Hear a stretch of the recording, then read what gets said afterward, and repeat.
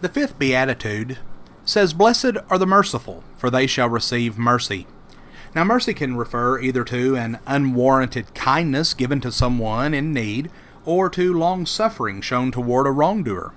Now, two examples of the former are the Good Samaritan, who's described as showing mercy in Luke 10, verse 37, and also blind Bartimaeus, who pleads, "Jesus, Son of David, have mercy on me," so that he might receive his sight, Luke 18, verse 38. But an example of the latter is the unforgiving servant in Matthew 18, 23 through 35. Here we see an indebted servant pleading his case with his master not to throw him into prison. But once granted forbearance, he casts his own debtor into prison.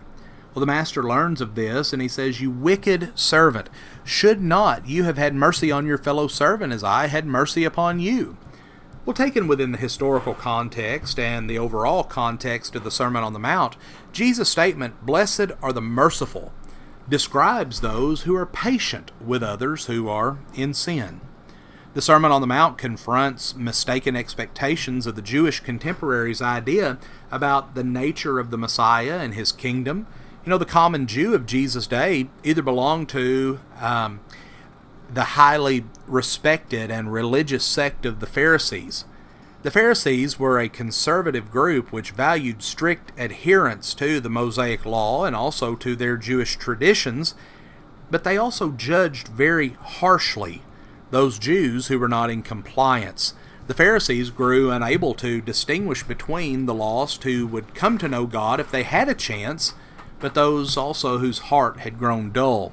And because of their self-induced blindness, the Pharisee could not understand why Jesus associated with sinners, and they judged him for being around them. But in response, Jesus told the Pharisees to go and learn what this means. "I desire mercy and not sacrifice," Matthew 9 and verse 13. Jesus wanted the Pharisees to show mercy to those who were in sin, but who wanted to know God. But the unmerciful do not acknowledge their own faults. They believe that they're righteous because they believe that they are perfectly obeying the laws of God. The reason that since they have obtained righteousness through their own works, others ought to be able to do the same thing. The unmerciful do not realize that they rely day in and day out on the mercy of the Almighty. Folks, I don't care how strong of a Christian you are, that strength that you have is coming from God, and you are relying each and every day on the mercy of God. Now, the Pharisees, they wanted a Messiah to come who was going to elevate Israel's political status.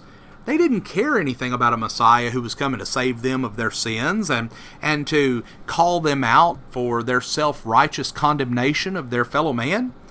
No, Jesus preached that for judgment I came into this world, that those who do not see may see, and those who see may become blind. Well, the Pharisees in the audience asked him, "Well, are we blind also?" And Jesus responded, "If you were blind, you would have no guilt. But now that you say, 'We see,' your guilt remains." John 9, verses 39 through 41.